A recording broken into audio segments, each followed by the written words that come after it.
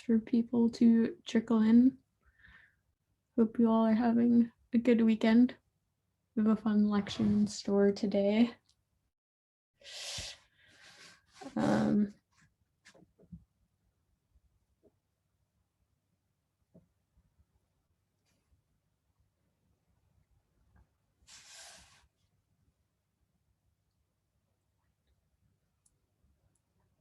Almost safe. Oh yeah, I guess it's a time zone change. I think it's changing in the US right now, but was not changing for me in the UK yet. So Fran, when's yours? I think it's like 2 weeks, but I'm not really sure. I mean, I don't mind. For me, it means class ends at 8 p.m. instead of 9 p.m., which means Sebastian confirmed 2 weeks for you, Fran. Oh, okay. Sebastian and Stephen both chimed in. Daylight Nice. savings, guys. It is a kind of painful quirk in a global course like this. I think enough people have seen our disclaimer, so I'll show the slide. So as people are trickling in, today's lecture is going to be a fun one. We're going to do quantity distribution, which is our third quantum protocol for the class. Super hype, quantum cryptography. Yeah, Rachel, I don't know when you think I should get started. Should I go? Okay. Let's do it. All right. So as I said, today we're going to be covering quantum key distribution. Also, specifically, we're going to be covering a protocol known as BB84. And we'll get into all of that later on. We'll start off by introducing just generally what cryptography is. But before we get into that, I'll let Rachel go through and make a few announcements. Yep, I'll be quick as always. I didn't realize we have two holidays, special days. It's Pi Day that people are reminding us in the chat, March 14th.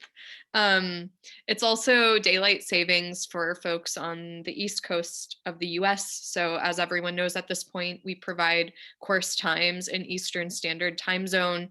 I'm so sorry. I know it's frustrating for folks and it causes some confusion with a class that has 125 countries represented in it. So we appreciate everyone understanding. Just again, if you're here, you know that daylight savings time happened. That will apply not just to lecture, but throughout the week for your lab sections as well, like we said in the email that went out to everyone. So just make note of how your schedule might be impacted this week. As always, we record the sessions and provide them.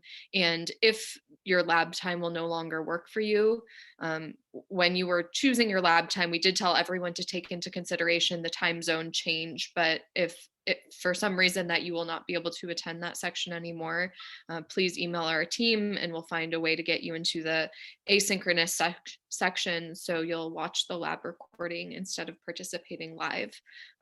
We hope for the vast majority of you, you'll still be able to participate in your lab live because we really do believe that's a better learning experience. I will also just drop a time zone converter in the chat once I'm done talking so you can check in. There's some good handy online resources that can help manage the confusion. Also wanted to mention, I know especially for students who are new to coding, the last few weeks, especially between lab and homework assignments, has been a little bit overwhelming. We've seen that feedback on Discord and Piazza, and we hear that. We totally understand, and we're sorry for those it's been frustrating for and are doing our best to course correct. So this week we'll have one of our TAs produce kind of a Qiskit basics video. So for those who are struggling with some of the introductory content, you'll have resources to watch, and then we'll have a few live sections with the student assistants to help practice further, to answer any questions that weren't accounted for in the labs or in the video.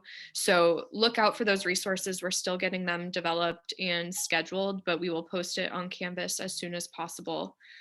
And along those same lines, I know having a different notebook, a Jupyter notebook for lab and homework is a lot of new content. And so we'll just be having one notebook for the rest of the weeks. So there will be some optional content in those for people who are looking for advanced content, but to just streamline the amount of new information, because we know it's a lot, we will just do our best to consolidate that and really hone in on a few key concepts that everyone will be expected to learn. Um, Related to that last piece there is that you'll notice that a lot of the Canvas homework quiz questions are more conceptual. And so they're related to understanding, like, for example, with quantum key distribution that Fran will introduce today, understanding how it works, but not necessarily having to know all the details and intricacies of the code on Qiskit. So again, it will be there for those who want to practice, but we don't want to overwhelm everyone. Um, as we've said from the very beginning, we want this to be a really fun experience, an empowering experience. We don't want it to feel like too much. And then just lastly, I will drop a link in the chat, but Qubit by Qubit is really proud to have announced our summer programming. So this summer from June through August, we'll be offering a 1-week middle school camp, a 2-week high school camp, and then a 4-week summer school geared at students who are in high school and undergraduates. Thanks to IBM, we will have scholarships available for students who couldn't participate otherwise. If you've participated in this course, these camps will not be a good fit. You've already learned the vast majority of the content. But if you have siblings or classmates or friends who you think would love to learn quantum computing, please, please, please encourage them to sign up. And sorry, I know that was a lot. That's it from me, Fran. You can take it away. All right, thanks for all the announcements, Rachel. And just kind of to go back to Rachel's point of trying not to make you guys feel overwhelmed, I just want to note one thing, that if you are a high school student taking this class, in taking this class and being exposed to all of these concepts, you are so far beyond what a typical high school student is. And even if it's not all fully making sense to you, if you can start to like pull little bits out of this class, just like maybe some of the math, some of the programming, it might seem like you're not absorbing a lot, but I can promise you that when you get to college or later in your academic careers, this will all be super helpful and will put you miles ahead of all of your classmates who probably will get to those classes having never seen anything before. So you're all doing really great. And I know it's a lot of hard stuff, but we're trying our best to make it accessible, and hopefully it'll start coming together these next few weeks. And you'll start kind of having fun as we work through these applications. So today is going to be another exciting application of just general quantum computation, quantum information concepts to a protocol known as quantum key distribution.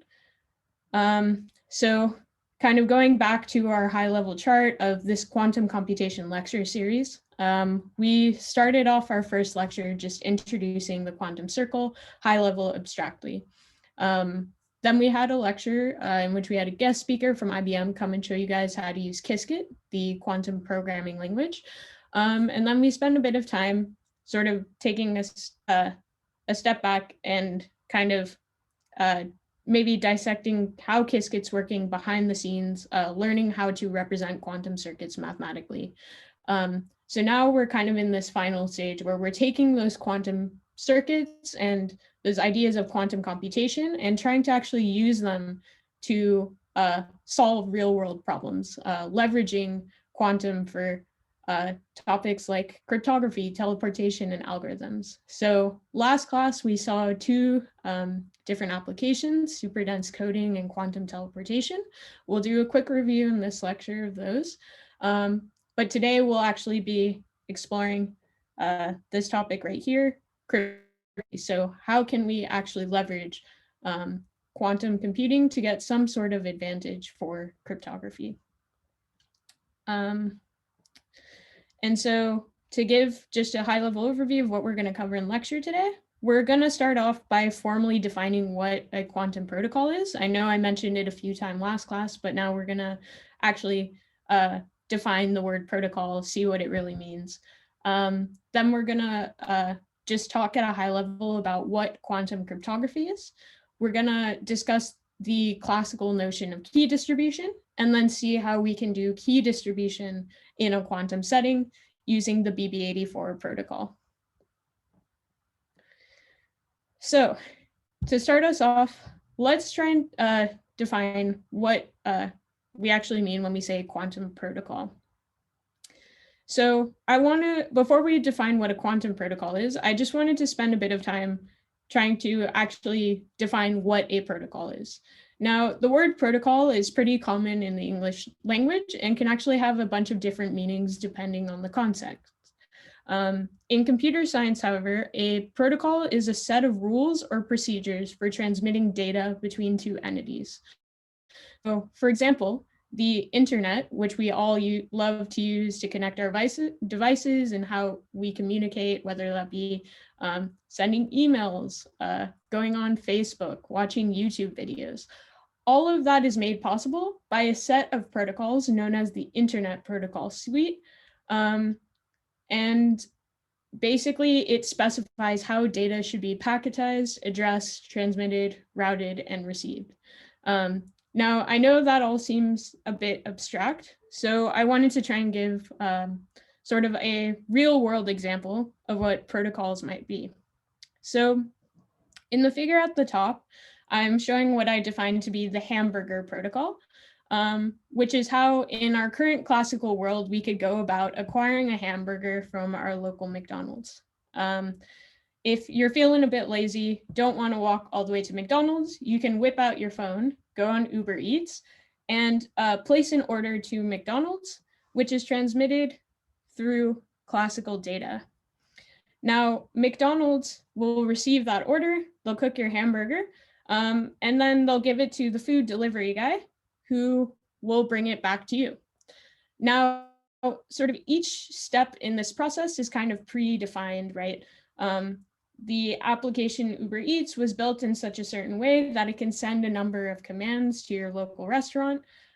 Those commands corresponding to different item menus you could buy. That tells McDonald's what to do on their end to construct the hamburger. And then McDonald's has a protocol for sort of shipping that hamburger back to you. So this is all in the classical world. But now what happens in the future, maybe when all of our technology is quantum? We don't necessarily know if that will happen, but I'd like to imagine it's that way. So in the future quantum world, we'll all be in our labs playing around with our quantum computers. And maybe instead of sending classical data, we'll send some quantum data to the local McDonald's, which specifies our hamburger order. And then their delivery man will come and bring us a hamburger back to our lab. Now, in this ideal world in which we have quantum computers, can leverage quantum computation and quantum information, hopefully the actual protocol will be a bit faster, which might result in you getting your hamburger delivered a bit more quickly than in that sort of classical world with that classical hamburger protocol. So hopefully that kind of gives a more concrete example of what a protocol is. With that, let's kind of actually go in and try and describe what a quantum protocol is, and more specifically try and pinpoint what potential advantages are. So quantum protocols are also a set of rules or procedures for transmitting data between two entities. However, quantum protocols leverage quantum information. So they make use of qubits and all of those nice sort of quantum properties we've been learning about: superposition, entanglement, quantum interference. And a good quantum protocol will actually use those quantum resources to gain some sort of advantage to classical protocols. Now, if a quantum protocol is advantageous, usually it will do one of two things better than a classical protocol. It will either be more efficient or more secure. So last class, in discussing superdense coding and quantum teleportation, we saw two different examples of quantum protocols that you could consider to be efficient or more efficient in a certain respect. And so let's actually recap what superdense coding and quantum teleportation are and try and pinpoint what those more efficient aspects are. So kind of one key thing that I hope you guys got out of the last lecture in terms of actual implementation and how these protocols actually work is that both superdense coding and quantum teleportation leverage Bell states and Bell measurements. And so what are Bell states and Bell measurements? Well, basically, last class we saw, and actually over the past few weeks, you guys have seen through your labs and homework, that there's a specific small quantum circuit building block, which is comprised of a CNOT and HADMARD, which we can use to entangle two qubits. And we saw specifically last class, right, that if we apply certain operations to entangled qubits, a combination of the identity, X gate, and Z gate on those entangled qubits, we can create, actually generate the 4 different types of Bell states. Now, once we've generated a Bell state, we can actually perform what's called a Bell measurement, which is essentially actually, if you look, right, it's equivalent to this circuit in the beginning, but then we've added measurement to the end. And so if you're in a Bell state, this actually kind of inverts your Bell state creation and takes you back to the original messages you were trying to send. And it turns out that if you're in some linear combination of Bell states, it translates to like a linear combination of these original messages, but we haven't really explored that yet. In the future, we'll get a bit more of an idea of stuff like that. But for now, the key thing to note, right, is that we've already learned, right, what a Bell state is, what a Bell measurement is, and saw how super dense coding and quantum teleportation could leverage those for actual useful applications, useful quantum protocols. So just to do a quick review, superdense coding was a quantum communication protocol, which enabled us to efficiently transmit 2 classical bits of information with only 1 qubit. Now, a lot of you guys had a really great question saying, or a great observation, right, which is that you already have to assume that Alice and Bob kind of have a shared entangled Bell state between the two of them in order to make this protocol happen. So in reality, it's kind of this is why I put, I guess, efficient in quotations, right? Because they are transmitting 2 classical bits of information with only 1 qubit under the assumption that a second qubit has already been shared. So in some ways, there are 2 qubits being shared, but for the intensive purposes of assuming Alice and Bob already had those qubits shared between them, it is kind of more efficient. Now, in quantum teleportation, this was another quantum protocol that enabled us to more efficiently translate information. This time, instead of transmitting classical data by sending physical qubits, instead our goal is to send quantum data, so the state of a qubit, using actually only classical communication channels. And so this is kind of efficient in the sense, right, that perhaps Alice and Bob, again, we have to assume that they already have a shared Bell state between them. Maybe they met up in a lab, they created that Bell state together, they flew far away, and in returning to their respective labs in, say, Australia and Brazil, they don't have a, for example, optic fiber cable connecting Australia to Brazil in which they could directly send a quantum state. And so this protocol enables Alice to share her rare quantum state with Bob solely by calling him, performing some local procedures and then calling him up on her phone and telling him how he can also perform operations on his own qubit that he has, which then will put it into the desired quantum state.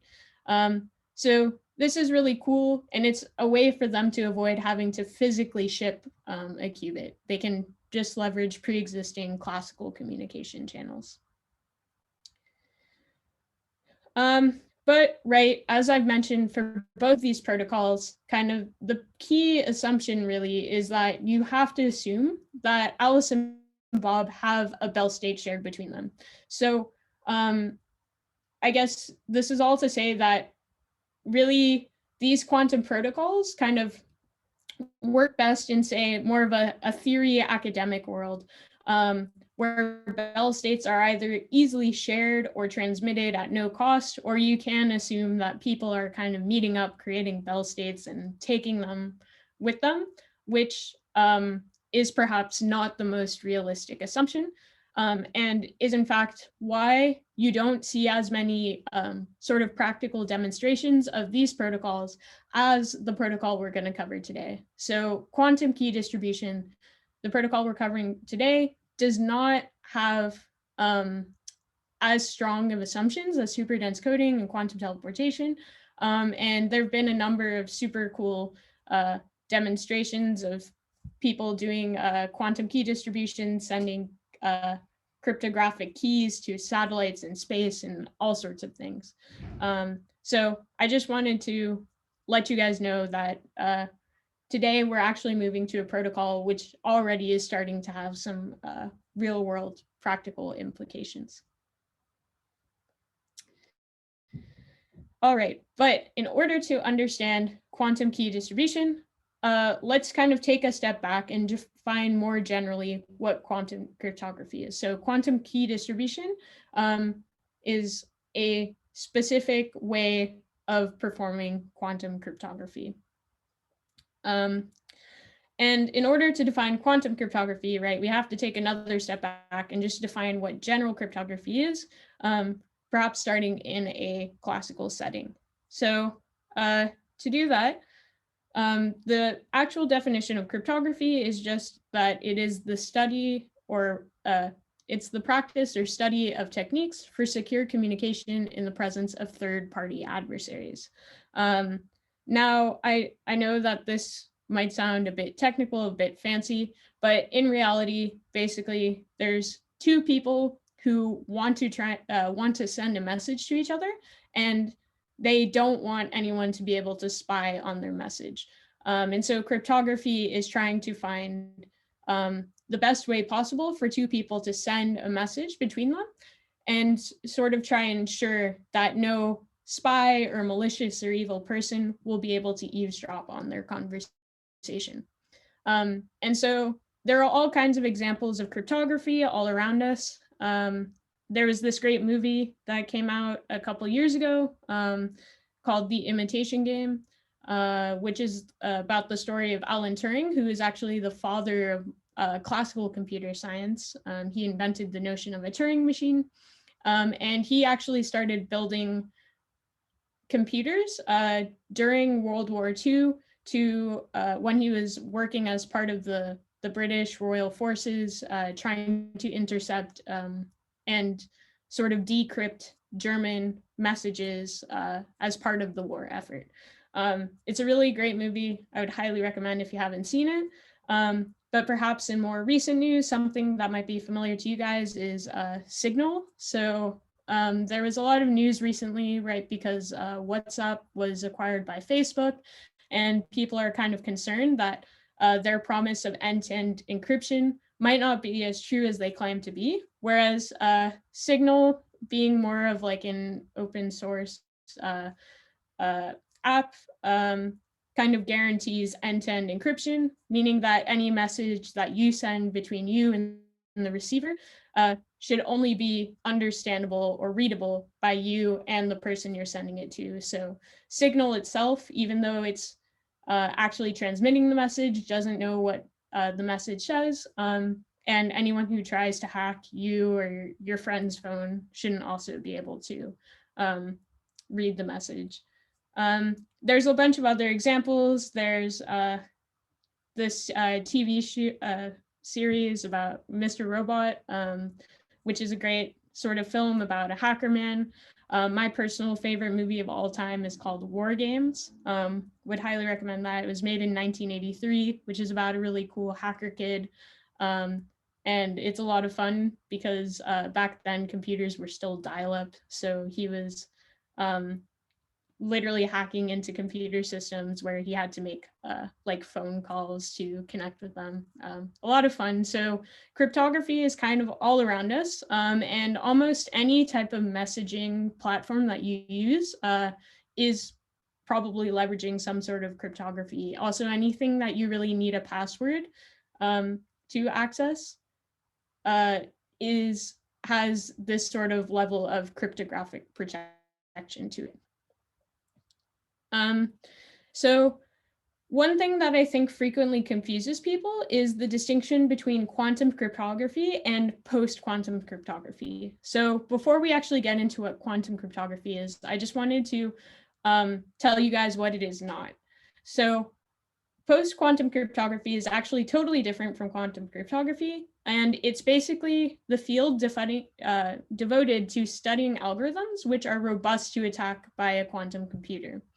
So we've told you guys a few times now, right, that one of the key things that got people really exciting about the prospects of quantum computing was the development of Shor's algorithm by a man named Peter Shor, which basically enables you to do prime factorization really efficiently. And it turns out that the RSA crypto system. So this is the primary form of cryptography used today. When I said that most things are encrypted, whether that be your emails or anything that's really password protected, there's a pretty good chance it's being encrypted using the RSA crypto system. Now, kind of the key idea behind the RSA crypto system, what makes it so secure, is actually the assumption that doing prime factorization is really hard. So when Peter Shor introduced this quantum algorithm that says that you can sort of factorize prime numbers really efficiently, well, that means that, right, once we get an actual quantum computer, which is big enough to run Shor's algorithm for the sort of encryption sizes used today, the size of the keys used today, that means you could use a quantum computer to hack any system which is encrypted using, again, this RSA crypto scheme. That being said, though, you don't really have to fear too much because there's actually a very active field known as post-quantum cryptography in which mathematicians have been studying and trying to prove new forms of cryptography, which are actually robust to attack by a quantum computer. And just kind of a fun thing to note is that they actually already have a name for this hypothetical year in which quantum computers could break sort of modern cryptographic schemes, RSA, and that's called Y2Q, year to quantum. You don't have to be very afraid, though, because they've been working on super advanced mathematical techniques. I personally know nothing about them, but they have strong reason to believe they're already robust to attack by quantum computer, things like elliptical curve cryptography or lattice-based cryptography, which are sort of ready to be implemented. Really, the only barrier to making our modern cryptographic systems robust to attack by quantum computer is actually going through and overhauling all the RSA and replacing them with these cryptographic techniques. There's also potentially some disadvantages to these techniques, like maybe they're more computationally intensive, which make encrypting your messages a bit harder. But I guess that's a trade-off we'll have to pay in a quantum world. So, as I said, right, post-quantum cryptography is different from quantum cryptography. And today, you can put that aside. That was kind of a tangent. Today, we're actually going to be focused on the notion of quantum cryptography and studying a specific protocol within quantum cryptography. So just to define it, quantum cryptography is the field of study dedicated to exploiting quantum mechanics to perform cryptographic tasks. So it's really thinking about how can we leverage quantum mechanics to make our system more secure. So in post-quantum cryptography, it was thinking about how can we even make classical systems stronger to protect them from quantum attack. In quantum cryptography, we're thinking about how can we actually use quantum to make our systems more secure. And so sort of the protocol we're going to be learning today, BB84, which, as I said, is a quantum key distribution protocol, is based on this notion of key distribution, which probably many of you have not heard about before. I had never heard about key distribution. I didn't know what a key was until I actually learned quantum key distribution for the first time. So I thought it might be good to introduce you guys to the notion of key distribution before we start trying to do it in the quantum realm.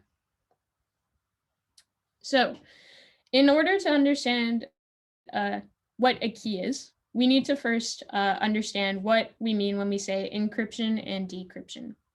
So we're gonna, again, be in a world where we have Alice and Bob. This time, Alice and Bob want to send each other sort of private messages that they don't want an eavesdropper to listen to. And so imagine that Alice is trying to send Bob a message. Alice would use a technique known as encryption. So encryption is the process of encoding or scrambling a message so that it can only be read by desired parties. So she's going to do some sort of strategic scrambling of her message, then send that scrambled message to Bob. And so if someone in between were to intercept the message, so they saw the message, they saw the scrambled letters, because they're scrambled, they would not understand them. Decryption then is the process that Bob will use once he's received Alice's scrambled message of converting the encrypted message back into a readable form. And I know this was all a bit abstract, so we're going to actually work through an example now using what's known as the Caesar cipher. So this was, I think, one of the very first and is probably the most basic form of encryption, decryption. If you ever got one of those like little spy kits as a kid, you might have gotten a Caesar cipher included with it. I think that was how I really first heard about it. But okay, so let's work through an example of how you can use a Caesar cipher to encrypt and decrypt messages. So we're gonna have Alice and Bob, right? And Alice is trying to send a message to Bob. Let's say that Alice wants to send the message cat. So if she's trying to use a Caesar cipher to sort of encrypt her message, it's fairly simple. So you have this outer circle here, which corresponds to Alice's alphabet. And on the inside, you have a shifted version of that alphabet, which corresponds to Bob's sort of decryption. And so now if Alice wants to encrypt the word cat, she basically goes on her outer alphabet and looks up the different letters. So, oops. She starts by finding the letter C, which corresponds to the letter G. Then she goes and finds the letter A, which corresponds to an E. And then she goes and finds the letter T, which corresponds to an X. So her scrambled message is now GEX, which she sends to Bob. Bob gets GEX. Now for Bob to go and translate the message or decrypt the message back into something he can read, he looks at this inner Caesar cipher, right, and finds the letters G, E, and X. So we've already circled it, but finding G, that translates back to C. Finding E, that translates back to A. And finding X, that translates back to T. So Alice had the word cat, And that's what Bob will translate back to. He'll also get the word back using this Caesar cipher combination, in which Alice or Bob's alphabet has been shifted left by 4 letters. Now, let's just think about what happens if someone in between happened to intercept the message, right? We have some eavesdropper on the line named Eve. They'll see the letter or the letters, GEX, which to them means nothing or is just the wrong message, right? And unless Eve can somehow figure out what the encryption decryption scheme is, so basically that they're using Caesar ciphers to encrypt the message and exactly what the rotation was. So we said, right, it's a left shift of 4, but they could have instead shifted the alphabet by 6 or 10 or 11, all of which would result in different encryptions and decryptions. So unless Eve can figure that out, the message is totally meaningless, and Eve won't know what the secret conversation is that Alice and Bob are trying to have.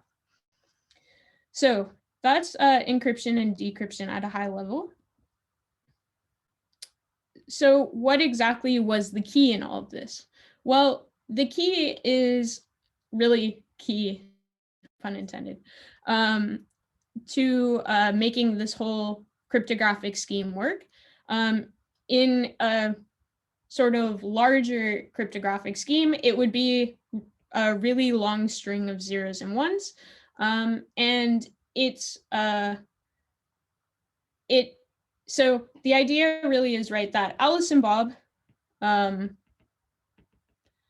both know that they're going to be using a Caesar cipher, right? This is something that they decided on beforehand. Caesar cipher is their sort of cryptographic model or scheme.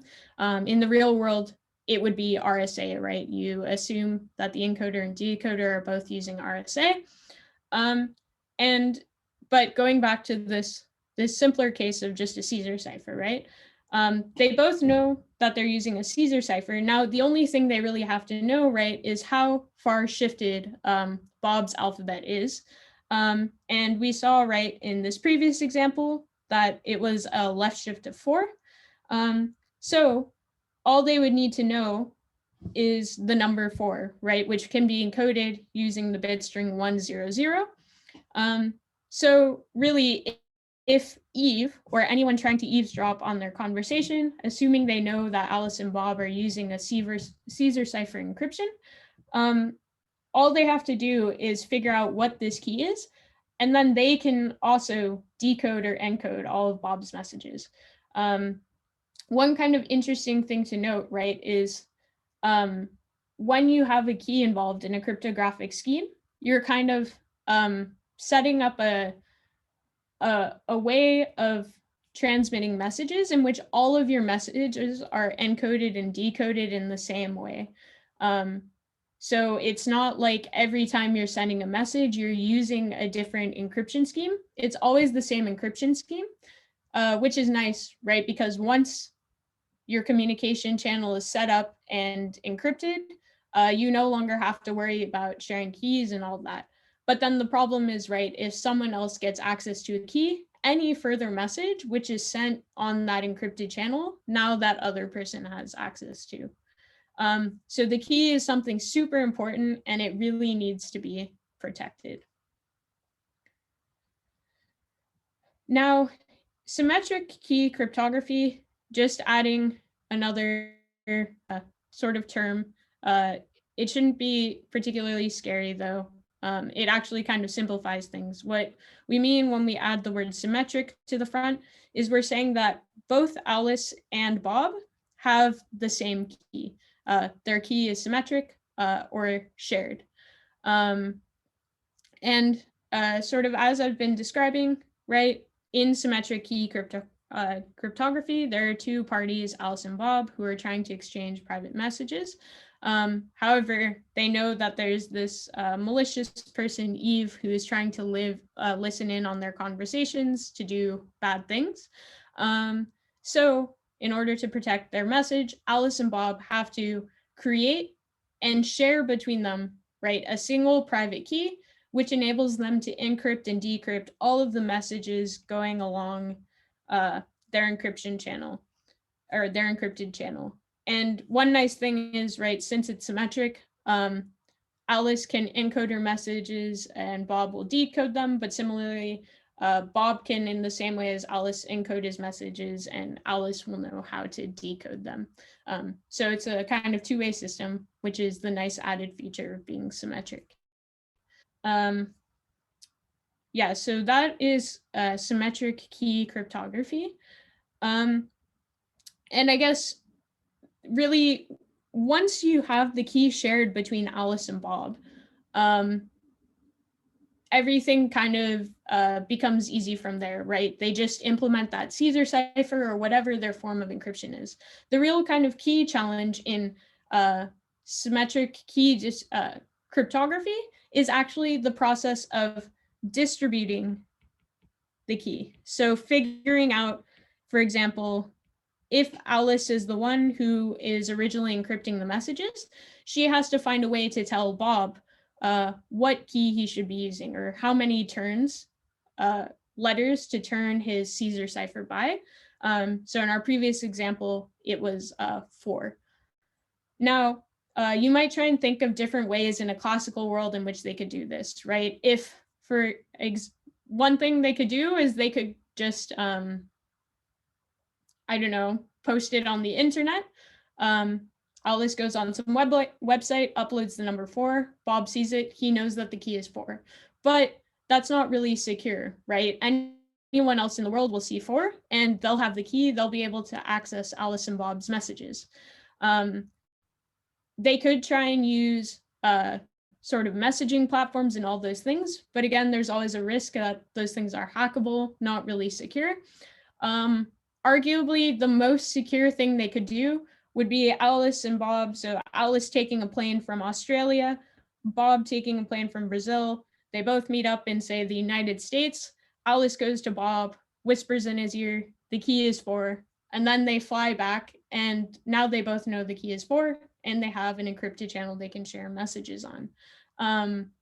But you don't want to have to do this, right? Every single time. You want to be able to text your friend or your grandma or your mom or send them an email, right? You don't want to have to physically meet up with some person every single time you want to open a new encrypted communication channel. So we're going to learn about a protocol today, a quantum protocol for symmetric key distribution, which doesn't actually ensure that your key is securely transferred. But what it does do is it lets you know if your key has been securely transferred. And if you know that your key has been securely transferred, right, then you can start using it to communicate. If you know that your key was intercepted in the process of trying to transmit it, well, then you just have to throw it away and try sending another key until you get a one for which it was secure and only, say, Alice and Bob have access to it. So that's kind of the key idea. I know that was a lot of buildup, but hopefully that makes sense and you guys can see the importance of keys and why key distribution is a challenging thing and why we would want to use quantum to try and help us in the process of key distribution. So now we're going to learn an actual protocol called BB84, which is a type of quantum key distribution protocol, which, as I said, lets us know whether or not our key was securely distributed. So when I first learned BB84, I think the thing that threw me off the most was actually the name. I thought BB84 was the weirdest protocol name ever. But I promise you guys, it's not named after the little Star Wars droid BB-8. It was actually a key distribution protocol invented by Charles Bennett and Giles Brassard in 1984. And as I've hinted at before, right, it uses quantum mechanics to help us distribute a symmetric key. So In the second half of the class, we're going to go through an actual example of the BB84 protocol and run it for a specific example. But before we go into our break, I just wanted to give you sort of a high-level overview of what's going to happen. So we're going to assume that Alice has generated a key, which she wants to share with Bob. And there are two communication channels which Alice and Bob can use. One is a classical channel. So it could be anything. We're going to assume it's like a telephone, so Alice can call up Bob. It could be a website that Alice posts stuff to. It could be an email to Bob. It could be like a billboard outside that Alice spray paints stuff on, whatever it may be. Kind of the key thing to note is that this classical communication channel we have to assume is public or I guess hackable. So we basically have to assume that anything that's being sent on here, Eve is listening to, and Eve or any eavesdropper will have access to. Now, the second channel that Alice and Bob are going to use is a quantum channel. And this one is the one that we really hope is secure. Ideally, this is kind of where all of the important information is going to be sent. And if someone is listening in, that's kind of bad. And Alice and Bob will need to try and find another more secure channel. For the sake of trying to make this as realistic as possible, we're going to assume that Alice and Bob are using an optical fiber cable, which enables them to send polarized light. So when we talk about quantum states, the actual physical implementation is going to be through light polarization. But as I've sort of hinted at, Alice and Bob, when they're sending messages on these quantum channel, they're afraid that there might be someone trying to listen in. That person is Eve. And they want to figure out whether or not Eve is actually intercepting the photons that they're sending, which encode potential key states. So in a sort of ideal world, right, Alice and Bob would have a secure channel already beforehand in which they could just send the key and use the key. That being said, we do not live in an ideal world, right? There's no possible guarantee really that you have a secure channel. You have to think of any channel really as being hackable. So kind of the next best thing and what this QKD protocol sort of enables them to do is that they can send a key on a channel, and then they can actually know if someone intercepted the key. If someone was able to intercept the key, they are just going to have to throw the key away, not send any of their private messages using that key, and then try again and send a new key. If they sent the key and they have a guarantee that no one intercepted the key, well, then the key was securely transmitted, right? And they can use that key. So this is sort of a really, really cool idea that quantum mechanics can tell us whether or not someone actually listened in, intercepted their key, which enables Alice and Bob to really decide whether or not they can start sending private messages encrypted using that key. And so one kind of other key thing is that, so as I've said, right, a few times now, the BB84 protocol does not prevent Eve from intercepting the key. There's nothing stopping Eve from listening in on that quantum channel. We have to assume that Eve could be tapping into line. It's not secure. However, the BB84 protocol allows Alice and Bob to statistically deduce if Eve has tapped the communication channel is intercepting their key.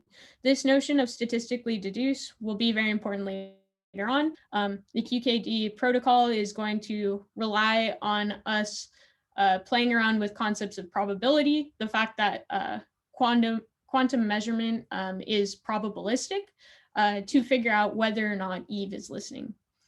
And so, as I said before, right, if their quantum communication channel is not secure, Bob should disregard the transmitted key, and Alice and Bob will need to find another quantum channel and try and send the key again.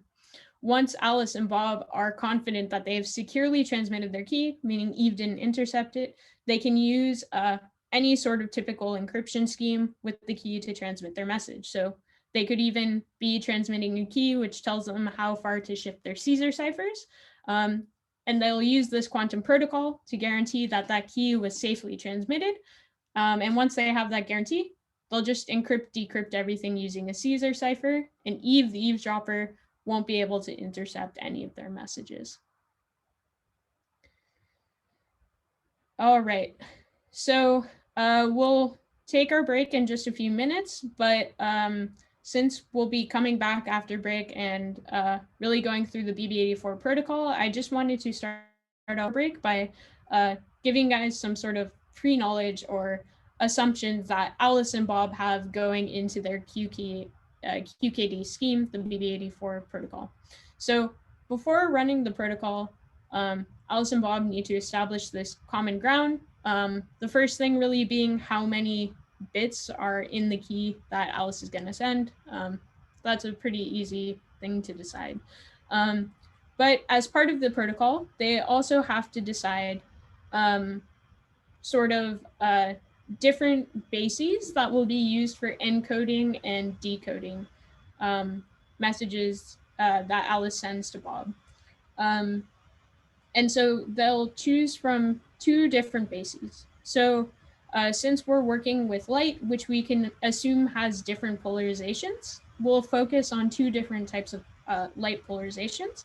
The first will be known as horizontal vertical, in which you have two basis states, which look like this. So it'll be denoted with a plus sign. And the two basis states are up, which we can say is 0, and right, which we'll say is equal to 1. And then there's also diagonal polarization, which will be indicated with this like multiplication type sign, and that has two basis states.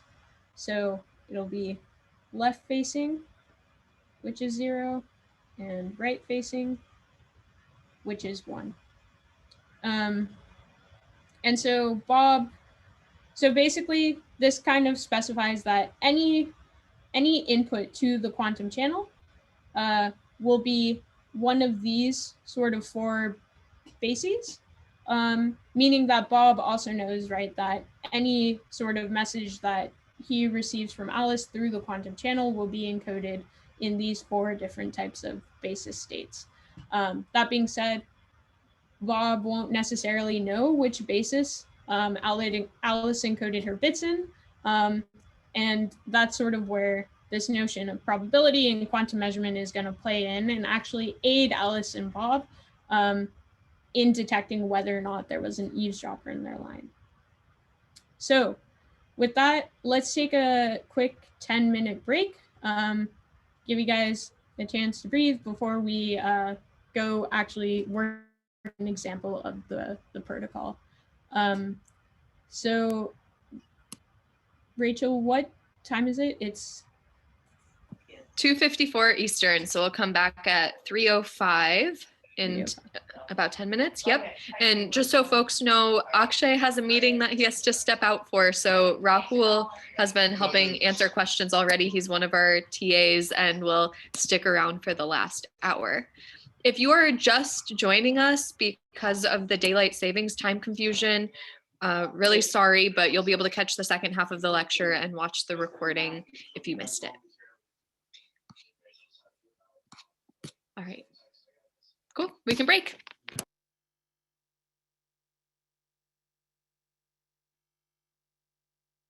Is Rachel off? Yeah. I'm gonna put you back.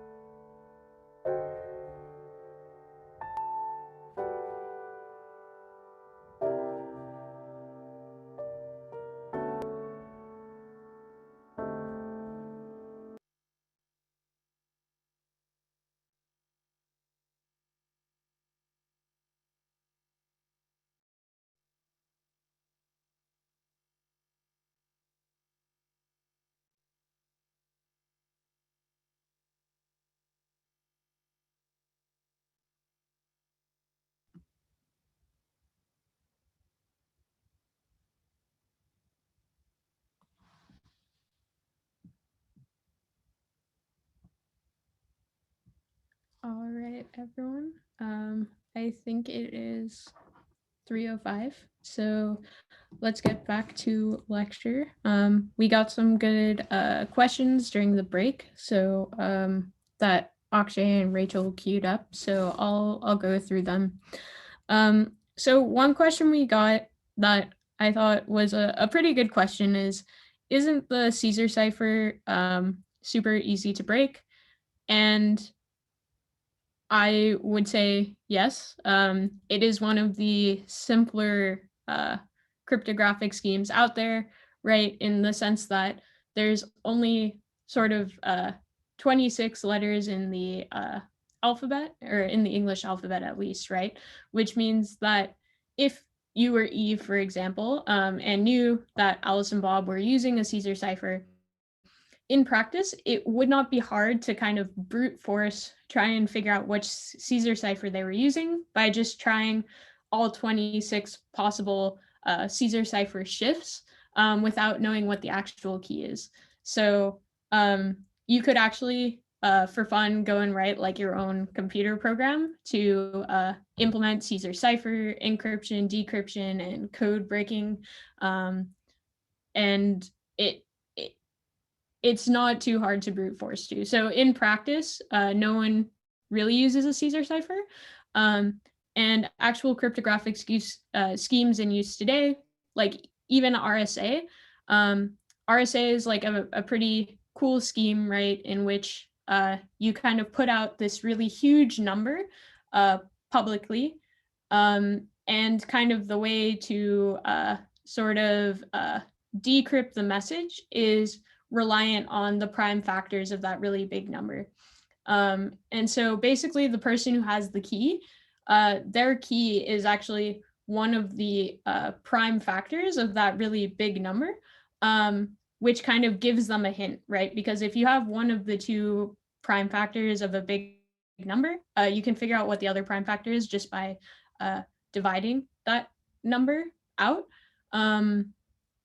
But if you're some random person who's just trying to go and do the factorization, that is super hard to brute force, especially when you make the numbers really big, like we do in actual cryptographic settings. So that's kind of what makes it challenging.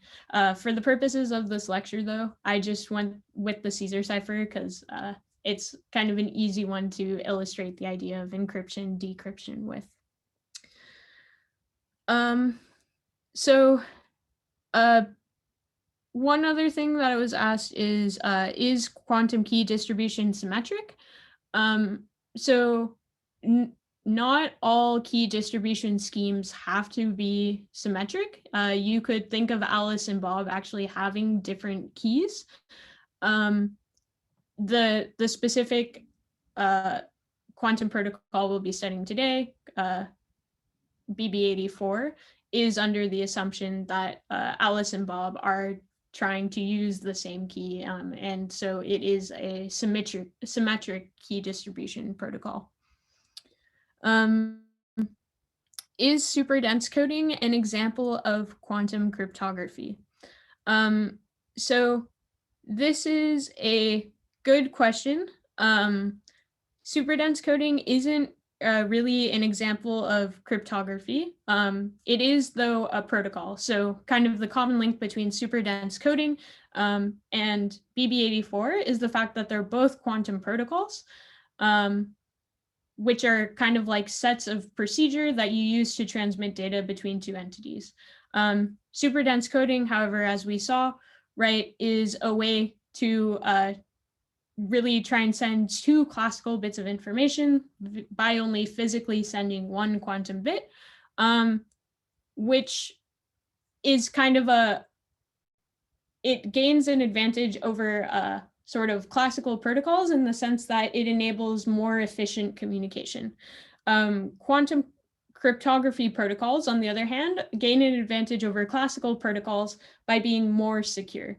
So BB84, which we'll be looking at today, is more secure in the sense that it enables us to know whether or not we were able to transmit a key securely. So all that being said, to answer the question, super dense coding isn't an example of quantum cryptography, but it is an example of a quantum protocol. And then I was asked, could you repeat exactly what a key is and what it's used for? So a key, to kind of summarize it again, is really kind of the main common link between a person sending and receiving a message to be able to establish sort of an encrypted channel in which they have kind of a common way of encrypting and decrypting messages. And assuming that you're able to keep that key a secret from everyone else, then you have a guarantee that no one else can really read the messages you're sending because they're all sort of scrambled according to this key. And if you are using a complicated encryption scheme like RSA, not really a Caesar cipher, then it becomes really hard for anyone to hack your communication channel without knowing that key. And then sort of one last point that I wanted to make is in the labs this week and in your homework, you'll get to play around a bit more with Qiskit, the programming language, and in lab, you'll actually be implementing this protocol using Qiskit or seeing an implementation of it in Qiskit. So you will see it put into practice. But I guess that's a good way to transition into the second half of lecture, because now we'll spend the rest of the lecture actually seeing in detail what the steps of the protocol are and how it actually enables Alice and Bob to determine whether or not their key was intercepted by Eve. So with that, let's get into it. I know this kind of seems like a lot at first, but this is the entirety of the protocol. There's really 8 key steps, and we'll be going through each of these steps one by one. So I just want to sort of warn you guys that these first kind of like 7 steps, you're just going to have to sort of follow along with me what these steps are, but the actual motivation or reason as to why exactly Alice and Bob are doing all of this in the way that they are won't really become clear until the 8th or final step, in which they do the analysis. And I think the analysis part will sort of be where you guys will get the real understanding of the protocol, and also see, right, how they can have a guarantee as to whether or not Eve is listening into their message. So with that, let's start off with the first step of the protocol, which is selecting and encoding. So we're going to assume that Alice is trying to share with Bob a 10-bit key. And so the first step of the protocol, Alice is going to have to randomly select a basis, remember, corresponding to light polarizations. In this case, that our quantum communication channel is an optical fiber cable in which Alice will be sending photons. And she's going to randomly select a basis, basically, in which to encode each bit. And now when I say randomly selects, I truly mean randomly. So in this example, so for I guess the rest of the slides will assume that this here is the 10-bit key that Alice is trying to send Bob. And below, I've wrote out a set of 10 different bases, which Alice will use to encode this key. And the way that I generated this basis was actually by pulling out a coin and flipping it. And every time it landed heads, I selected the diagonal basis. And every time it landed tails, I selected the horizontal vertical basis. So I just went and did that for all 10 of these and generated this random set of encoding bases. Now, the second step is going to be selecting the measurement bases. And so very similar idea here. Bob is going to be the one who is receiving the bits sent by Alice through the quantum channel. And Bob is going to have to randomly select a basis, again, corresponding to light polarizations, in which to measure each bit. So every bit he receives from Alice through that quantum communication channel, he's going to have to measure. And so again, I just randomly selected a set of 10 bases by pulling out a coin, flipping it, and seeing whether it landed heads or tails, to choose either the horizontal, vertical, or diagonal decoding basis states. And so these measurements, although measurement is the actual operation he performs, this is going to correspond to sort of a decoding or decryption. All right, so those first 2 steps are pretty easy, right? Alice and Bob, they both just randomly pick one of 2 possible basis state or bases to perform either encoding or decoding of the quantum measurements they'll send in their channel. The third step is Alice is actually going to encode her bits in the bases. And so to give you an idea of what she's actually physically doing, well, Alice is in, for example, her lab in Australia, and she's going to go to an optics bench. And for each of these basis states, or for each of these key bits, have to go and encode them into actual physical light states, which she will send to Bob via an optical fiber cable. So let's just go back a few slides, right, and review what we said were our different basis states. So we said, remember, that upward if we're working in the horizontal vertical polarization, that up is 0 and right is 1. And if we're in the diagonal polarization, that left is 0 and right is 1.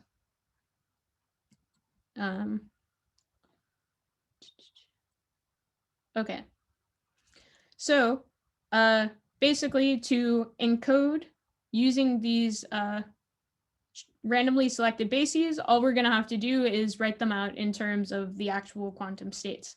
So 0 encoded in the diagonal basis is just going to be state that looks like this. 1 is going to be right. 0 is going to be up. 1 encoded in the diagonal is going to be right. 0 is left facing. 0 is up. Left. Left. 1 is right and 0 is up. So Alice now is going to have to go to her lab, right, and create all of these different quantum states, which we'll see in a few slides. Which she's going to send to Bob via the quantum communication channel. So we're showing that here, right? Alice is sending to Bob via the communication channel. Oh, I think I might have made a mistake in this slide and used down instead of right facing. But the basic idea is there. Alice is just sending her quantum states to Bob. And for now, we're going to assume that Bob actually does directly sort of receive those. There's nothing suspicious or interesting happening on the quantum channel on the line. Also, one kind of key thing that I really, really want to point out, which is very important, is that we're going to assume that there's no noise on our quantum states or measurement. So we, for the case of this protocol, are going to be living in a truly ideal world in which there's no noise inducing errors on our quantum states or quantum measurements. Everything is going to work exactly as it would in an ideal theoretical world. There actually are versions of this protocol which have been developed out in the case for which there is noise. It just adds a bit more complexity, but we can discuss this a bit more at the end. And so once Bob receives from Alice the transmitted quantum states, he similarly will have some sort of optics bench in his lab in which he can perform measurements on those light states that he receives from Alice. And we'll see exactly what he does with that. So Bob is going to be measuring all of these sort of quantum states in his sort of predetermined measurement bases. So we remember, right, a few slides ago, I showed you that Bob beforehand chose a different bases out of the 2 possible ones for which he could perform measurement for each of the 10 bits. Sorry, again, this is a typo. So in this slide, I just wanted to go through and sort of walk through what all of the different possible transmission and measurement combinations are. So for each of the 4 different possible quantum states that Alice could send, what are all of the different possible measurement outcomes Bob could see? And we're going to assume, right, that if Alice, for example, sends something that's encoded in the horizontal vertical basis and Bob measures in the diagonal basis, then that's sort of equivalent, right, to if you had on our block sphere sent something that was being encoded in like a plus state, but measured on a z-axis, right? If you have a plus state and you measure it along the z-axis, then you expect that 50% of the time you're going to get 0 and 50% of the time you're going to get 1. Similarly here, the horizontal, vertical, and diagonal bases are orthogonal to each other. So if you have a state that's misaligned, it's kind of in between and we'll have 50-50 chance of being the other. So we'll go through and write that out concretely now. So in this first case, we have the diagonal basis 0 encoding. So if we measure it in the horizontal vertical basis, what we'll see is that 50% of the time we'll get 0, and 50% of the time we'll get the horizontal vertical 1. Now, if we measure it on the diagonal basis, right, that's equivalent to, for example, measuring a 0 state along the z-axis, we would just get 0 100% of the time. Here, since we're measuring a diagonal basis state in the actual diagonal basis, we'll get this diagonal state 100% of the time. Okay, so now let's do the same thing, but for diagonal 1. So once again, we'll have 50% chance of measuring 0 or 1 in the horizontal vertical basis, but in the diagonal basis, we have 100% chance of measuring the actual state. And in these two over here, we're now working with horizontal vertical basis. So here we have horizontal vertical 0. And actually, I think I'll give you guys like maybe a minute right now for you to think about what would happen in these two cases. What would be Bob's different potential measurement outcomes?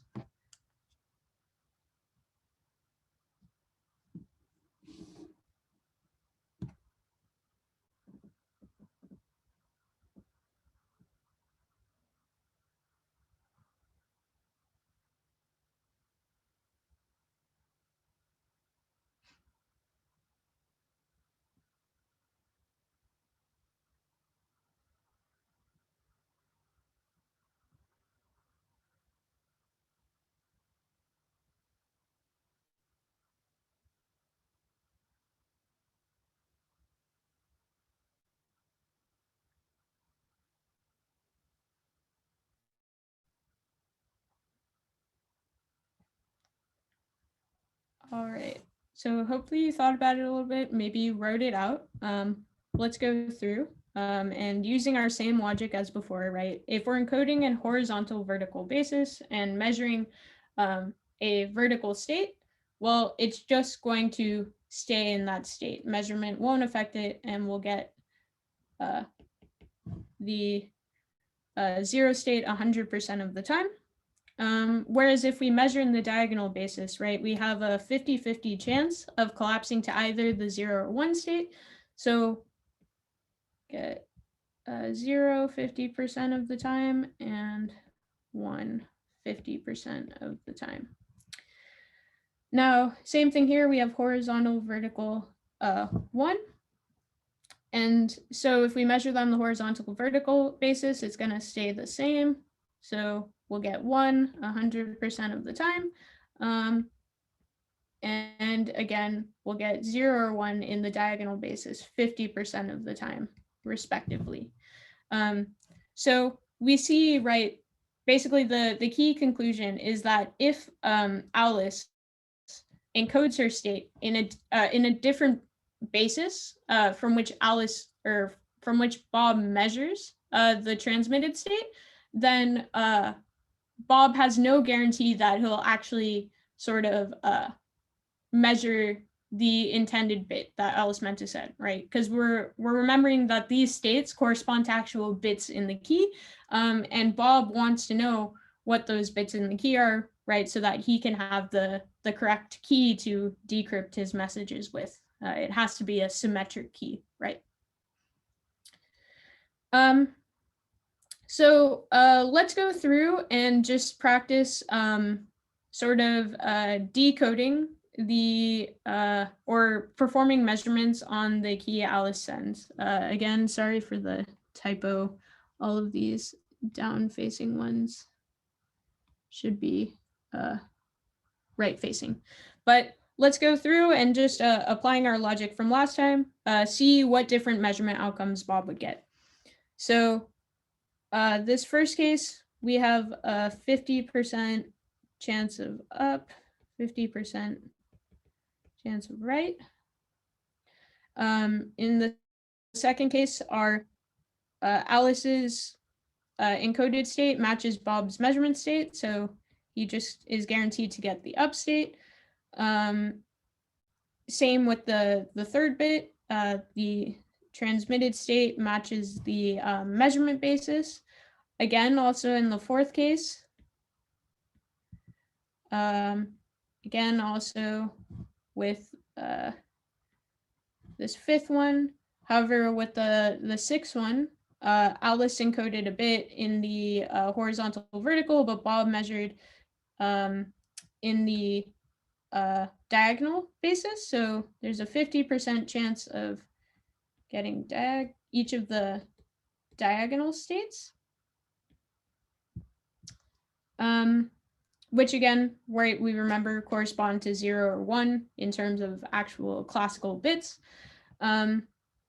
So the seventh entry, the transmitted state and Bob's measurement basis line up. So we're just guaranteed to get the right one. In the next case, they don't align. So again, we're going to have that 50% chance of up, 50% chance of right. And in the final two cases, the transmitted states match the measurement bases. So we are just going to get the actual correct states. And so we'll see what sort of implications this has in just a bit for the actual analysis procedure. But for now, it's just important to note that Alice could be sort of encoding her key bits in a different basis from which Bob is measuring, which means that not all of the bits that Bob's measures will actually end up being in the right state. Because, for example, since this encodes 0, if in the case of this first measurement, since there's a 50% chance that it will land in the 1 state, this means that 50% of the times, if Alice were to use this encoding and Bob that decoding and send that bit, Bob would actually get the wrong bit measurement at the outcome. But this is actually something beneficial in their protocol, and we'll see why in just a bit. So the next step in the protocol is Alice is going to actually announce some information about her choice of bases in the classical channel. Specifically, she's going to actually announce all 10 of the encoding bases. Basically, she's going to call up Bob on the phone and say, hey, I use the diagonal basis to encode my first bit, the horizontal vertical basis to encode my second bit, and so forth. Again, we have to remember, right, that this phone line is hackable. We have to assume that Eve also has access to this information.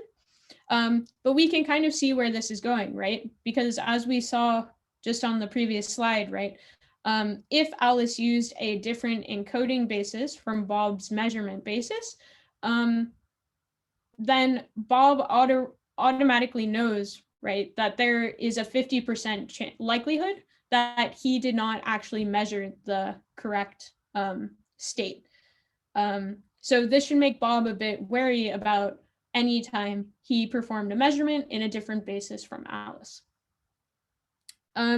So in the seventh step, Alice is actually going to reveal a bit more information over the classical communication channel. In fact, she's actually going to call up Bob and tell him the first 4 bits that she sent to Bob.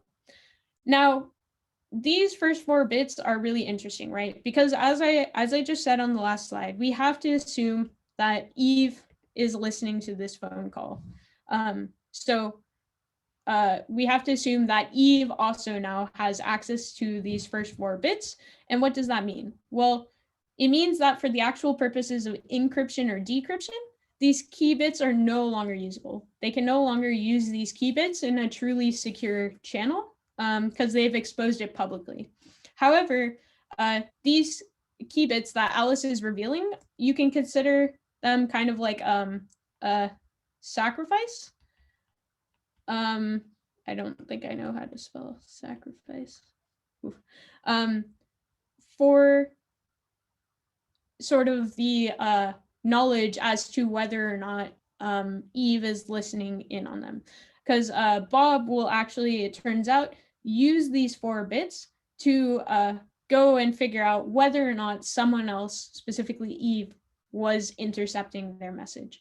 And in the analysis step, which is coming up just next, we'll actually see why and how Bob will use these first 4 bits.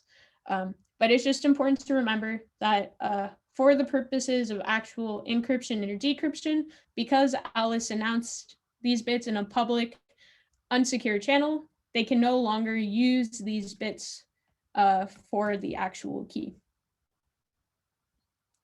All right. And so the last step is the analysis, for which there are a few key things. So we're going to walk through this, and hopefully this will help clarify to you guys why the whole protocol was set up in this way, and why exactly BB84 is so powerful. And the way that I'm going to frame this analysis is in the context of being a quantum detective. Bob is going to have to put on his detective hat and sort of use the clues he's gathered so far to figure out whether or not Eve intercepted their key transmission. He has really, up until this point, 4 key clues. So Bob knows his own measurement bases, right? He was the one that randomly selected them. Alice also just now called him up on the phone, right? And told him what her 10 encoding bases were. Bob also knows what 10 bit states he measured, right? He knows the outcomes of his measurements made using these 10 different measurement bases. And then finally, he knows 4 of Alice's key bit states because, again, she called him up on the phone and told him what the 4 first bits of the key were. So let's go and think now in the case that there is no eavesdropper. So we're going to assume that Eve has not intercepted their message, and we want Bob to think about what his first 4 bits would be in that case. So we remember, right, Bob knows what Alice's encoding basis is. He knows what his own measurement basis is. And so this is Alice's first 4 key bits. So in an ideal world, what would he expect to measure? So in this first case, right, he used a different measurement basis from Alice. So he would expect to either get 0 or 1, each with a 50% likelihood. So in this case, he could have gotten the right or wrong bit with 50% likelihood. However, for the next 3 measurements among those first 4 bits, since Bob measured in the same basis that Alice encoded, right, he is guaranteed to just get back whatever Alice sent. So he knows confidently in this world, of course, in which there's no noise or no error, that he will also get the bits 1, 0, and 1.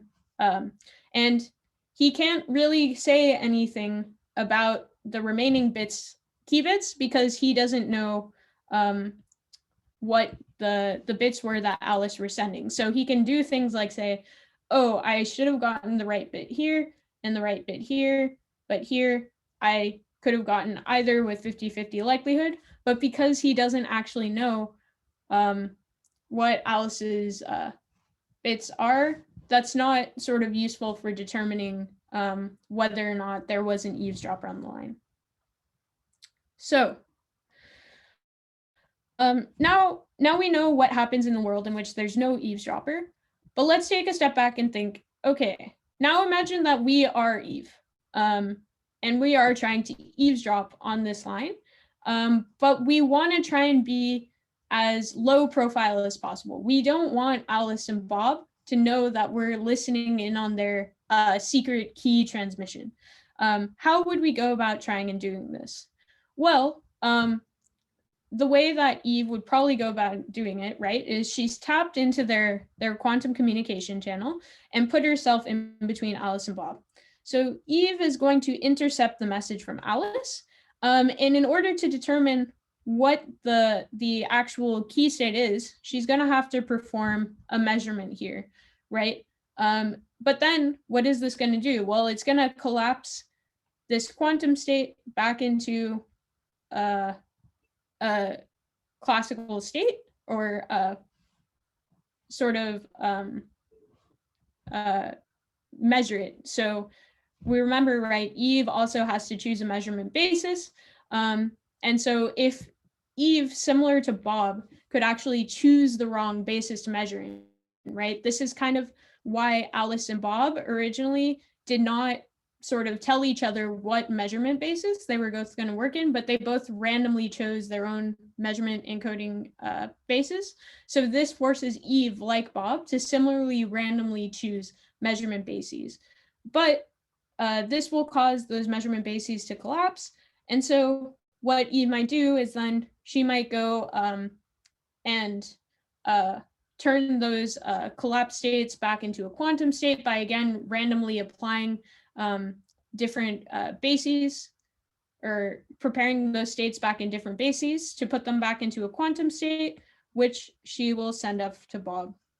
And so essentially, Eve was going to measure the quantum, or she's going to intercept the quantum state, measure it like Bob would, and then she's going to try her very best to actually recreate this original state that Alice sent, and send it to Bob. However, kind of the key behind BB84 is that it was designed to make it hard for Alice to recreate, or make it hard for Eve to recreate those initial quantum states that Alice encoded representing her key bit.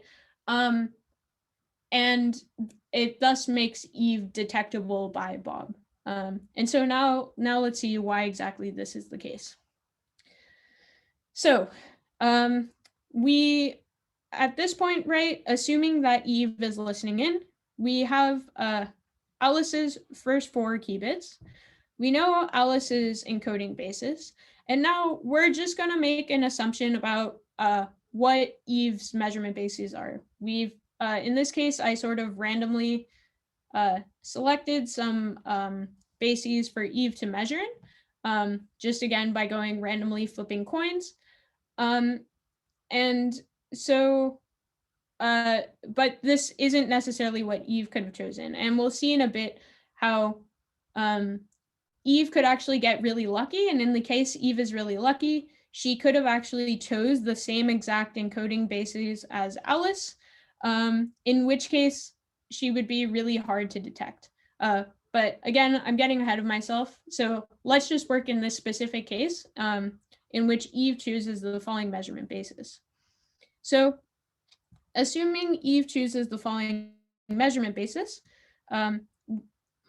I selected the following possible measurement outcome, but let's see why it's possible. So if the first key bit is 0, right, and Alice's encoding basis doesn't align with Eve's measurement basis, well, it could be lucky and Eve actually does measure the correct sort of quantum state and get a 0. But we remember, right, it's a 50-50 likelihood that she gets the right versus wrong state. In the second step, because their bases are the same, Eve is guaranteed to get the same exact state as Alice, which she does. For the third bit, since they have different bases, in this case, Eve is actually going to measure the wrong bit. So Alice sent a 0, but Eve is going to measure a 1 because they have that 50-50 chance of getting it wrong. And similarly, in the fourth bit, Eve is unlucky, she chooses the wrong measurement basis and happens to measure the wrong bit. So we see in the end that Eve actually only measures 2 of those 4 bits correctly. And she gets these last 2 wrong. And also, since you guys might be wondering, right? We said, right, that Eve has access to those 4 bits that Alice sort of transmitted over the classical communication channel, but we have to make note, right? All of this is happening in our protocol. All of these measurements and encoding have to happen before Alice is going to make that phone call to Bob. So this is before Eve or Bob actually know what these first 4 bits are here. Okay, so now Eve has measured 4 bits. Some of them are right, some of them are wrong. And now she's going to choose an encoding basis to try and potentially imitate Alice's encoding basis and send her bits to Bob and hope that it's not really detectable, or maybe Bob isn't paying attention and doesn't actually check or do his math right, whatever it may be. And so we have sort of Bob's expectation, right, without Eve. We saw, right, that these last 3 bits, he had 100% accuracy of measuring the right bit, and the first bit, he only had 50% chance accuracy of measuring the correct bit, assuming there was no eavesdropper. So assuming that there already was a probability he would have measured the wrong bit without anyone listening, for the sake of determining whether or not Eve was actually eavesdropping on their conversation, he's just going to have to ignore this bit, which is why I represent it just as like a dash. We don't care about it. So ultimately, Bob, for his purposes of assessing whether or not there's an eavesdropper on the line, he has, in reality, just 3 bits to work with here. But let's see, now let's think about, so we have his expectation for when there's no eavesdropper on the line. Let's think about what does happen when Bob measures with Eve, the eavesdropper on the line. So I want to give you guys just a minute. So kind of really using these last 3 bits of information, try and figure out what 4 bits Bob would measure in this case. And I'll, just give you guys a minute to think about it.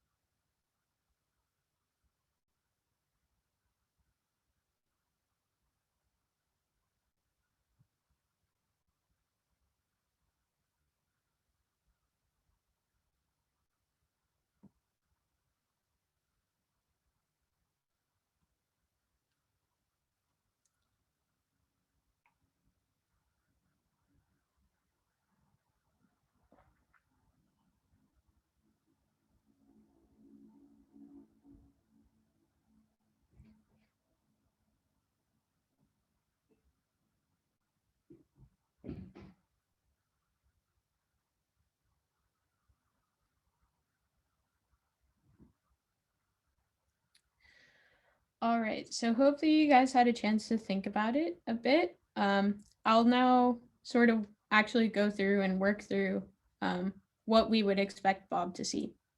So we're kind of doing a similar thing here as we did before, except in this case, instead of thinking about what bits Alice had and what Alice's encoding basis versus Bob's measurement basis was, we're just thinking now about Eve's measurement outcomes and Eve's encoding basis versus Bob's measurement basis. So it turns out, right, that Eve's encoding basis, she got a bit lucky in these first 2 cases, and her encoding basis actually matched Bob's measurement basis, right? So we know that Bob has 100% chance, right, of measuring both 0 and 1. However, for these next 2 bits, Eve actually chose the wrong encoding basis. So she picked diagonal instead of horizontal vertical in this case, and then horizontal vertical instead of diagonal in this case, which means that Bob has 50% chance of measuring 0 or 1 for either of these bits, meaning that he could measure a different bit from the one that Eve originally intended to send. So what does this mean in terms of the final like outcome that Bob will see, right? Because here we're kind of working with this probabilistic notion. Well, he could get both 0 or 1, but at the end of the day, he is going to actually measure either 0 or 1. So let's think about the full combination of bit strings.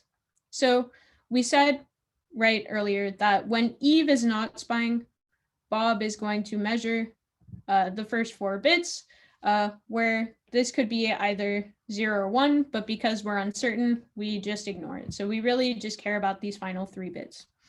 And we saw right on the previous slide that Bob was always going to get the right bit for these first 2, or get the same one as the one Eve transmitted.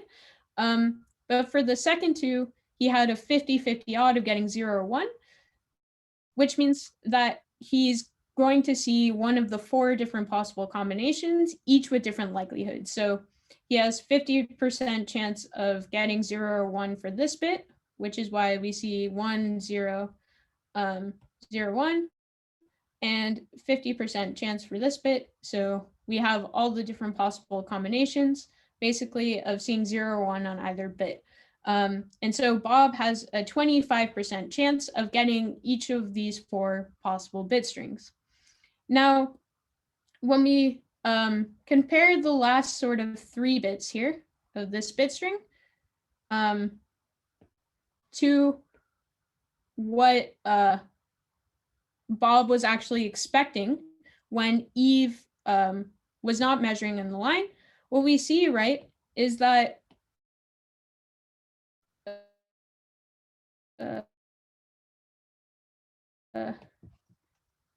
is Bob going to measure the bit he was expecting?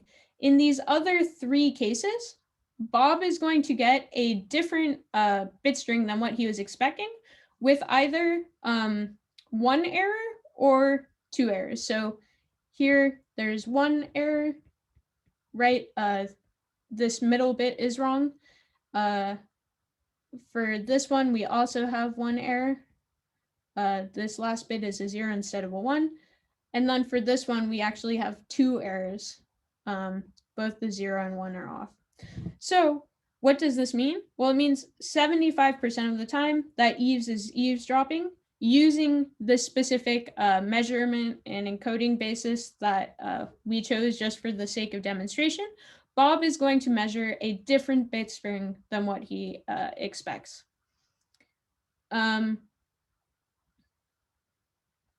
So one thing you might say, and actually Rachel, over the course of that problem solving minute you guys had, was sending me questions that a few of you guys had, which was, well, what if Eve actually picks the same encoding basis as Alice or the same measurement basis as Bob? Like, wouldn't she be indetectable? And you wouldn't ever see this error? And that is entirely correct. So Eve could actually get super, super lucky and pick the same exact basis as Alice or Bob, making her indetectable. However, because this is all kind of probabilistic, right? Eve at every step is kind of with a 50-50 chance, selecting one basis or the other. The likelihood of her choosing all the same bases as Alice or Bob really starts to decrease, right, as Alice and Bob send more bits. So if we think about it, right, if Alice and Bob want to make this protocol harder for Eve to kind of hide in, or they want to make it easier for them to detect whether or not Eve is eavesdropping, what they can do is essentially increase the number of transmitted, or we can say the number of key bits. So for example, instead of having a key length of 10, they could have a key length of 10,000. And instead of Alice only revealing 4 bits, Alice in this case could reveal 4,000 bits. And it is super, super unlikely, right, that Eve is going to correctly choose the exact measurement basis for that matches Alice and Bob for all 4,000 of these bits. The probability of that essentially goes to 0. So unless Eve is doing something sneaky, like I don't know, also spying on Alice and Bob and like what encodings they're using in the lab while it's happening, in reality, she is not going to be undetectable. And as you increase the number of bits, right, the more sort of wrong bits increases. And so this is a way that Alice and Bob can sort of increase the strength of their protocol, right, by sending more bits, making Eve more easily detectable. And I think that was all I wanted to say here. Yeah. If something comes to mind, I'll come back. So now, how does the protocol really conclude? Bob, as we saw, he did that statistical analysis. And so if he sees enough sort of bit flips, he'll know that Eve was listening to their message. And if that's the case, he'll call up Alice and say, hey, I did our statistical analysis. Eve intercepted our message. We have to throw away this key and start all over again. And so they'll repeat the whole protocol all over on either on probably a new quantum communication channel, hopefully one that Eve cannot intercept. And they'll keep doing this until Bob finally does an analysis in which he says, hey, statistically speaking, Eve did not intercept our message. I think we're good to go. We have a secure key. So now we still have to think about, right, what the actual key is. So in the case that Eve did not intercept their message, Bob and Alice still unfortunately can't use all of the transmitted bits. So the first key thing that we've already seen is that they can't use the first 4 bits, right? Because those were made public when Alice called up Bob and revealed those bits and sort of sacrificed them, right? For knowing whether or not their quantum communication channel was secure. So now they're down to these last 6 bits. But of course, right, assuming that Alice and Bob's measurement bases were not always the same, in the case in which they weren't the same, Bob only had a 50% chance of measuring the correct bit, right? And since Bob doesn't actually know what these 6 bits are, they don't want to use a bit if they're not entirely certain that Bob measured the right bit. So what they're going to have to go do is go through Bob, since he has access, right, to all of Alice's encoding bases, is going to have to go through and see which ones were similar and for which ones they used the wrong basis. So all 4 of these, they use the same basis, meaning that Bob can actually use these 4 bits in a key. So they'll end up with the key 0, 0, 1, 0. And so now Alice and Bob have a 4-bit key by which they can communicate, which they can use as a key to sort of determine, for example, the state of their Caesar cipher, or maybe which they can use in RSA encryption to communicate securely via a classical communication channel, which is encrypted by this symmetric key. So basically, Bob will have to call up Alice and just tell her, hey, I'm only using I don't know, the last 2 bits and the 6th one and the 7th one and the 5th one. And so those 4 will comprise our key. And once Alice and Bob have that established, they can now communicate securely in that classical communication channel without fear that Eve is listening, right? Because again, this message will be decrypted. So even though Eve could maybe intercept these classical messages, because they're all scrambled up using those keys that Alice and Bob have, Eve won't be able to understand the message. So Alice will encrypt it using the key. Bob will get that scrambled message, decrypt it using the key. If we're thinking about our Caesar cipher example, right, in binary, this corresponds to the decimal number 2. So that would be a Caesar cipher in which the inner alphabet is only shifted by 2 letters. And so I guess I am remembering what I meant to say back here, which is going back again to this notion of noise. So what's really challenging at the end of the day for practically implementing this BB84 protocol is the fact that you're in the real world, we're going to have noise when we try and transmit a state, when we try and encode it, and when we try and measure it. That's just the harsh reality.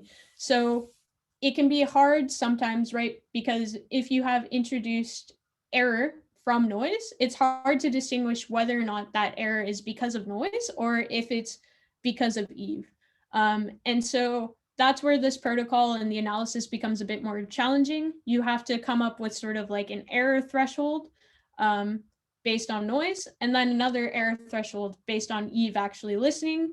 And depending on what those different thresholds are, you might have to increase the number of bits that you transmit in order to guarantee that your final key is secure.